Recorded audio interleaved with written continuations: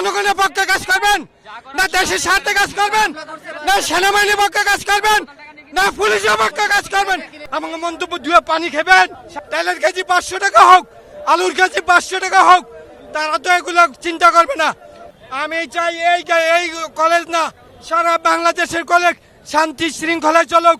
তাদেরকে দিয়ে রাজনীতি প্রয়োজন নাই, তারা ভালো কাজ করুক, তারা লেখাপড়া করবে, তাদের হাতে থাকবে কলম খাতা, তাদের হাতে লাঠি, তাদের হাতে ছুরি, তাদের হাতে পিস্তল। আর কতদিন বাংলাদেশের সাধারণ মানুষ চুপ করে থাকবে? এইবার এক রিক্সাওয়ালা কাকাও মিডিয়ার সামনে মনের কথা খুলে বলে দিল, বাংলাদেশের সাধারণ মানুষ যেটা স্বাধীনতা বলছে, বাস্তবে এটা স্বাধীনতা নয়। যদি এরা মারাও যায় সমন্বয়করা, কবর থেকে লাশ উড়ায়া হইলেও ফাঁসি দেবে এদেরকে। এখন আমরা বুঝছি যে আসলে আমরা কত বড় একটা ভুল করছি। আগে আপনার ছাত্ররা শিক্ষকদেরকে দেখলে ভয় পাইতো, এখন শিক্ষকরা ছাত্রদেরকে দেখলে ভয় করে। নমস্কার বন্ধু, প্রথমে জানাই বাংলাদেশ অ্যাকশন ইউটিউব চ্যানেলের পক্ষ থেকে তোমাকে স্বাগতম। বাংলাদেশ নাকি শেখ হাসিনার সরকারকে তাড়িয়ে তারা স্বাধীনতা লাভ করেছে। গরিব সাধারণ মানুষ রিক্সাওয়ালা শেখ হাসিনা সরকারের আমলে স্বাধীন ছিল, কিন্তু বর্তমান সরকারে তারা স্বাধীন আর নেই, তারা এখন পরাধীন হয়ে গেছে। আমার কথা শোনার পরে মনে মনে ভাবছো আমি ভুল ভালো বকছি, কিন্তু না বন্ধু, এটা আমার কথা নয়, এটা বাংলাদেশের সাধারণ মানুষের কথা, এটা বাংলাদেশের খেটে খাওয়া রিক্সাওয়ালার কথা। একটু পরে তোমাদের সামনে প্রমাণ হিসাবে দুটো ভিডিও তুলে ধরবো। তার আগে প্লিজ বন্ধু, ভিডিওতে একটা লাইক, আর নতুন হয়ে থাকলে চ্যানেলটা সাবস্ক্রাইব করে দিও। তোমাদের জন্য অনেক কষ্ট করে ভিডিও বানাই, এইটুকু ভালোবাসা তো পেতেই পারি। চলো আমরা এবার দেখবো একজন সাধারণ রিক্সাওয়ালা নোবেলজয়ী ডক্টর ইউনিস এবং শেখ হাসিনার সম্বন্ধে কি বলছে। মন্তব্য ধুয়ে পানি খাবেন। সাংবাদিক যাই হোক, তার ন্যায্য কথা, ন্যায্য দাবি, ন্যায্য উচিত কথা সমাজে তুলে ধরা উচিত। তাহলে তারা হলো সাংবাদিক, তারা হলো দেশপ্রেমিক। জনগণের পক্ষে কাজ করবেন, না দেশের স্বার্থে কাজ করবেন, না সেনাবাহিনীর পক্ষে কাজ করবেন, না পুলিশের পক্ষে কাজ করবেন। আপনারা কার কাজ করবেন? আপনারা আমাকে চেহারা দেখতে আসছেন। দেশের রাষ্ট্রপ্রধান যেই হোক, তার ভূমিকা সম্পূর্ণ পালন করতে হবে। আমরা ভালো কাজ করতেছি, প্রধানমন্ত্রী হাসিনা হোক আর খালেদা হোক, কেউ আমাকে খাওয়ান দেয়, আমরা সাপোর্ট করি। আপনারা ভালো লাগছে, আপনার সাপোর্ট করি, কিন্তু আপনি তার জন্য জনগণের অত্যাচার, নির্যাতন, রাস্তায় মানুষ চলতে পারে না, রাস্তায় চিন্তাই হবে, রাস্তায় ডাকাতি হবে, রাস্তায় অটো রিক্সা চালাইতে পারবে না, গরিব মানুষে কি করে খাইব? সঠিক কথা বলেছেন চাচা। বড় লোকের গাড়ি বাড়ি আছে, তারা ভাড়া পায়, তারা সংসার চালাইতে চিন্তা করে না। তেলের কেজি 500 টাকা হোক, আলুর কেজি 500 টাকা হোক, তারা তো এগুলো চিন্তা করবে না। চিন্তা করতে হবে গরিবের। বড় লোক কয়জন, গরিব কতজন জানতে হবে। একজন আরেকজন বিপদে বলে তার সামনে আরো দুইজন যদি দাঁড়ায়, কি বলো আমরা শুনি, সমাধান করার চেষ্টা করবো। এই ধরনের কিছু না কইরা তারা ওইখানটা দরজা খুলে দিচ্ছে, এদিকে মানুষ আইসা ভাঙচুর, অত্যাচার, নির্যাতন কেন হলো? আপনারা কি করছেন? আপনারা এখন কেন সকালবেলার ঘটনা এখন আপনাদের পুরো মিডিয়াকে ধুয়ে দিচ্ছে। আপনারা জনগণের পক্ষে কাজ করবেন, না দেশের স্বার্থে কাজ করবেন, না সেনাবাহিনীর পক্ষে কাজ করবেন, না পুলিশের পক্ষে কাজ করবেন। আপনারা কার কাজ করবেন? আপনারা আমাকে চেহারা দেখতে আসছেন। একজনের ক্ষতি হলে আরেকজনের পাশে দাঁড়ায়া সমাধানের চেষ্টা করে। নেতা হলে কি নেতারে দিয়ে পূজা দিব? যদি নেতা ন্যায্য কাজ না করে, ওই নেতা কোনো কাজে লাগে না। আপনারা সাংবাদিক, এখন আপনারা আইছেন আমাকে মন্তব্য নিতে, আমাকে মন্তব্য ধুয়ে পানি খাবেন। যে সমস্ত ছেলেরা অত্যাচার, নির্যাতন হয়েছে, কেন হলো? তাদের কারণ দুনিয়াতে চলে যেতে হয়েছে, লাভ হচ্ছে কি? গার্জেন কাঁদতে আছে, আমি কানবো? তাইলে আপনারা কি রূপ ধারণ করতে আসছেন?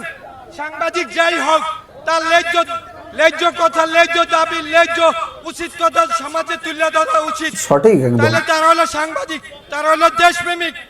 এখন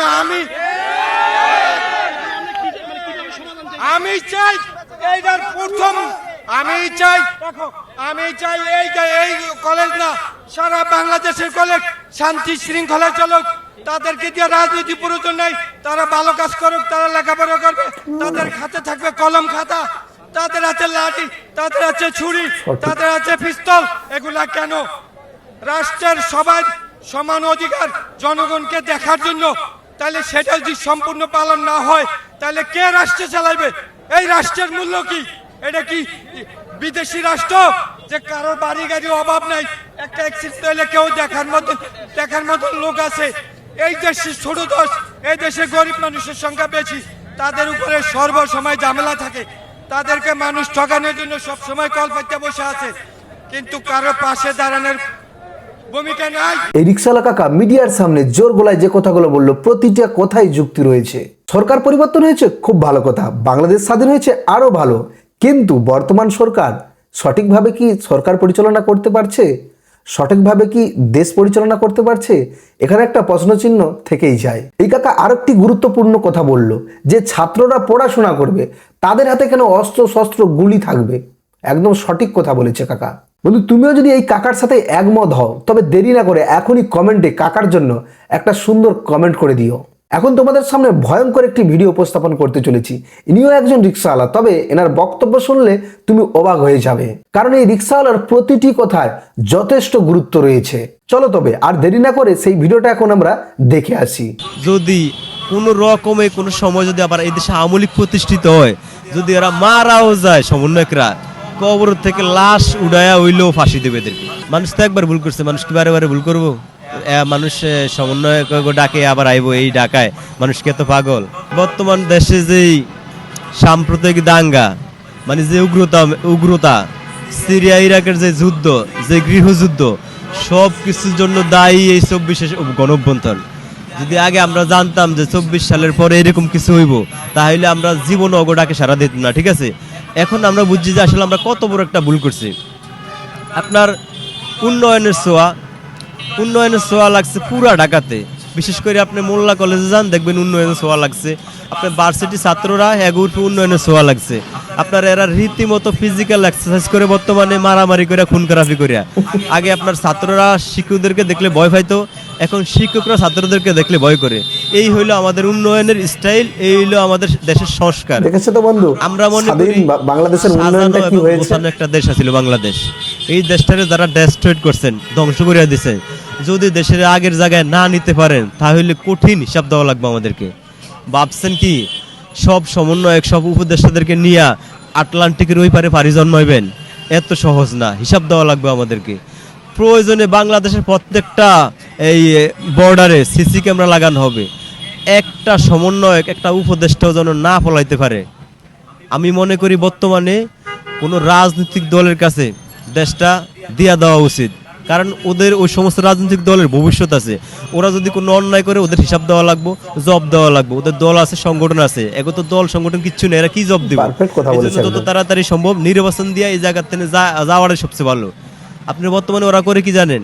আইপিএল প্লেয়ারের মতো ওরা ওদের দাম বাড়ায়, ঠিক আছে, মানে সর্বোচ্চ দামে বেচা যাইতে চায়। আপনার বর্তমানে ওনাদের বাজার খুবই খারাপ। ওনারা এখন ডাকলে কোনো মানুষই ওনাদের ডাকে সাড়া দিব না।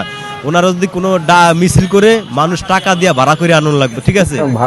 এই সমন্বয়করা ভাড়া করে মানুষ আনুন লাগবে, এদের বাজার খুবই খারাপ। বর্তমানে আমাদের এই ইউনিশ সরকার যদি পাকিস্তান আর চায় না বলে যে ভারতের বিরুদ্ধে যুদ্ধ করো, এই যুদ্ধে জড়িয়ে যাইব। সব মিলে কথা হয়েছে গিয়া, এরা দেশের অভ্যন্তরীণ কোনো বিষয় বোঝে না, কিচ্ছু বোঝে না, ঠিক আছে? এরা আমাদের দেশটারে দিন দিন ধ্বংসের দিকে নিয়ে যাচ্ছে। এদেরকে সরাইয়া দেশটারে বাঁচান। ওই সমন্বয়করা উপদেষ্টারে, এদেরকে সরাইয়া দেশটারে বাঁচান। আমি বলি এই এদেরকে তাড়াতাড়ি, যত তাড়াতাড়ি সম্ভব এদেরকে সরান। এই সমন্বয়করা জনগণের লগে, সাধারণ মানুষের লগে যে একটা বাটফারি করছে, ঠান্ডা মাথায় যে একটা গৃহযুদ্ধ লাগিয়ে দিচ্ছে দেশ, যে একটা সাম্প্রদায়িক উস্কানি লাগিয়ে দিছে, যে একটা অকারেন্স শুরু করছে, এই বাংলাদেশে লিবিয়া, সিরিয়া আর ইরানের মতো যুদ্ধ লাগিয়ে দিছে। এদের কোনো দিনও নিস্তার হইব না, ঠিক আছে? এই সমন্বয়করা দেশটার গন্ডগোল করিয়া, দেশটার ধ্বংস করিয়া পালাইয়া যাইব এত সহজ? আমরা সাধারণ মানুষ পুরা বাংলাদেশের পুরা বর্ডারে প্রয়োজনে সিসি ক্যামেরা লাগাবো।